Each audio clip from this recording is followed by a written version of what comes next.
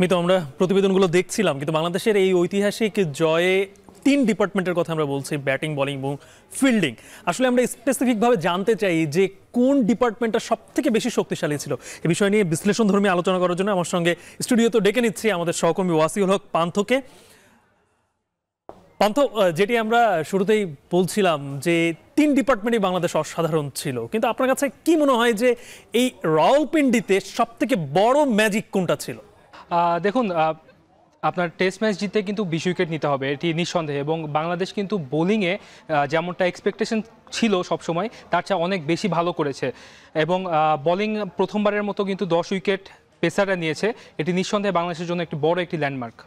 এবং সে জায়গাকে আপনার কাছে মনে হয় না পাকিস্তান যখন এই টেস্ট শুরু করলো, তখন পাকিস্তানের গণমাধ্যম থেকে শুরু করে সবাই বলছিল যে টেস্ট অ্যাটাকে বাংলাদেশকে ঘায়াল করবে, উল্টো পাকিস্তান সেই ফাঁদে পড়লো কিনা? দেখুন, রাওয়ালপিন্ডিতে নাহিদ রানা যেভাবে ঝড় তুলেছে, হয়তোবা তার নামের পাশে অনেক বেশি উইকেট সংখ্যা নেই, কিন্তু তিনি কিন্তু প্রথম ম্যাচের পরে বলেছিলেন যে তাকে অধিনায়ক শান্ত বলেছেন যে শর্ট অফ লেন্থে বোলিং করতে। এবং বোলিংয়ের ক্ষেত্রেও কিন্তু টেস্টে আপনার জুটি গড়ে বোলিং করতে হয়। আপনি যদি এক সাইড থেকে শুধু যে কোনো বোলারকে উইকেট সংখ্যা দিয়ে বিচার করেন, এটি কখনোই সম্ভব হয় না। বরং আপনার পার্টনারশিপের যে উইকেটগুলো আসে, আপনি এক সাইড থেকে আপনি প্রেশার দিবেন, অন্য বোলারকে অ্যাটাক করতে গিয়ে কিন্তু ব্যাটসম্যানরা উইকেট ছুড়ে দিবে। এবং সেটি আমরা দেখেছি এই ম্যাচে, এবং গত ম্যাচেও আমরা দেখেছি যে নাহিদ রানা কিন্তু এক সাইড থেকে কনসিস্টেন্টলি অনেক ভালো বোলিং করেছে, যার ফলশ্রুতিতে মিরাজ বলুন 5 উইকেট তুলেছে। এবং এই ইনিংসে যদি আমরা দেখি, সবশেষ ইনিংসে যদি দেখি, সেখানে হাসান মাহমুদ কিন্তু 5 উইকেট তুলতে পেরেছে।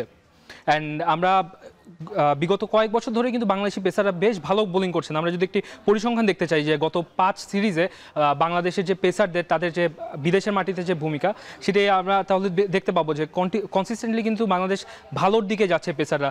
আমরা যদি দেখি যে আমাদের সবশেষ 5টি সিরিজ যদি দেখি, সেটি 2021 সাল থেকে শুরু হয়, যেখানে 4 জন পেসার 2টি ম্যাচ খেলেছিলেন। যদিও আমরা সিরিজটি হেরেছিলাম, কিন্তু সেখানে আমরা কিন্তু 10 উইকেট পেয়েছিলাম। সেখান থেকে আমরা যদি শুরু করি, তাসকিন এবং এবাদত জিম্বাবুয়েতে গিয়ে এক ম্যাচে 6 উইকেট নিয়েছিল, এটি এক ম্যাচের সিরিজ ছিল। পরবর্তীতে ঐতিহাসিক নিউজিল্যান্ড সিরিজ, যেখানে আমরা কিন্তু প্রথম ম্যাচে জয়লাভ করেছিলাম, এবং প্রথম ম্যাচে একটি ম্যাচেই কিন্তু আমরা 13 উইকেট তুলতে পেরেছিলাম, যার মধ্যে ইনিংসে 8 উইকেট নিয়েছিল এবাদত হোসেন। এবং সেখান থেকেই কিন্তু এবাদতের উত্থান বলা যায়। এবং আমরা যদি এখানে লক্ষ্য করি, বিগত প্রত্যেকটি সিরিজেই কিন্তু এবাদত এবং খালেদ দুটি খুব কমন নাম, কিন্তু এবারে সিরিজের আগে কিন্তু এবাদত ইনজুরিতে আমরা সবাই জানি, এবং খালেদ স্কোয়াডে থাকলেও তিনি কিন্তু একাদশের সুযোগ পাননি। এবং সেটি নিয়েও কিন্তু একটা প্রশ্ন ছিল যে খালেদ কেন নেই একাদশে। আমরা ওয়েস্ট ইন্ডিজের মাটিতেও যে সবশেষ যে বিদেশ সফর ছিল, সেখানে খালেদ কিন্তু বেশ ভালো বোলিং করেছিলেন, কিন্তু সেটির উত্তর কিন্তু হাসান মাহমুদ দিয়ে দিয়েছেন যে তিনি কেন তাকে ওয়ানডে বা টি20-র জন্য বিবেচনা করা হলেও তাকে কেন টিম ম্যানেজমেন্ট টেস্টের একাদশে রেখেছে। পান্থ, এই যেই পরিসংখ্যানে আপনি এবাদত এবং খালেদের নাম বললেন, যে মিতু এই বোলাররা, পেস বোলাররা বাংলাদেশে কিন্তু টেস্ট স্পেশালিস্ট বোলার হিসেবে তাদেরকে বলা হয়। এরপরেও এরা ছাড়াও যে বাংলাদেশের পেস লাইন আপ যে এত শক্তিশালী হচ্ছে, যে কারণে পাকিস্তানের মতো দলকে আসলে পেস অ্যাটাক দিয়ে ধসিয়ে দেওয়া যাচ্ছে। গালিব, পর্যায়ে আমি একটু পান্থর কাছে জানতে চাই যে এই সিরিজে ব্যাটারদের ভূমিকা কেমন দেখলেন আপনি? ব্যাটারদের ভূমিকা আমরা যতটা এক্সপেক্ট করেছি, এবং বাংলাদেশকে আমরা যেভাবে খেলা দেখি, বাংলাদেশ কিন্তু আসলে ব্যাটাররা তারা প্রমাণ করেছে তারা টেস্ট খেলতে শিখে গেছে। আমি যদি বলি, আপনি প্রথম ইনিংসে, এই ম্যাচের প্রথম ইনিংসে 26 রানে 6 উইকেট পড়ে গিয়েছিল।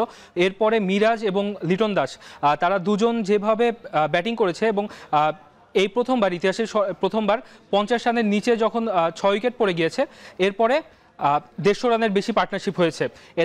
এর আগের যে রেকর্ডটি ছিল, সেটি কিন্তু পাকিস্তান ছিল, তাদের 115 রানে 6 উইকেট পড়ে যাওয়ার পরে তারা 150 রানের জুটি গড়তে পেরেছিল 7ম উইকেটে। তো নিঃসন্দেহে বাংলাদেশের ক্রিকেট একটি ভালো অবস্থানে রয়েছে। এবং আমরা যদি কিছুটা পেছন দিকে যাই, যে হয়তোবা মানসিক যে চাপ, দেশের বাইরে খেলতে গেলে বোর্ডের যে একটি চাপ, সেটি হয়তোবা এই মুহূর্তে খেলোয়াড়রা ফিল করতে পারছেন না, এই কারণে হয়তোবা তাদের সেরাটা তারা দিতে পারছেন। পান্থ, যে মানসিকভাবে যে তারা যে চাঙ্গা ছিল, কোনো প্রেশার নেই, তার উপরে বড় কথা যে হচ্ছে আমরা টেস্ট ক্রিকেটে বাংলাদেশকে যে একটা ছন্নছাড়া অবস্থায় দেখি, সেটি যে পরপর 2 টেস্টে, বড় কথা পরপর 2 টেস্টে আমরা দেখব, এটা আসলে একটা অবাক করার মতো বিষয়। কিন্তু সর্বশেষ বাংলাদেশ যেভাবে জিতেছে, সেটা অবশ্যই বাংলাদেশকে বাহবা দেওয়ার মতো। পান্থ, অসংখ্য আপনাকে ধন্যবাদ আমাদের সঙ্গে যুক্ত হওয়ার জন্য। ধন্যবাদ আপনাকেও। মিতু, শুনছিলাম পান্থর কাছ থেকেও আসলে এই টেস্ট জয়ের আপনি যত দিক থেকে হয়তো অনেক পরিসংখ্যান আপনি টানতে পারবেন, তবে শেষ পর্যন্ত আপনাকে ওই জায়গায় এসে ফুল স্টপ দিতে হবে যে বাংলাদেশের প্রত্যেকটা ক্রিকেটার তার জায়গা থেকে অসাধারণ ক্রিকেটাই খেলেছে। এবং সব মিলিয়ে আমরা দেখছি যে পেসারদের একটি অনবদ্য ভূমিকা ছিল।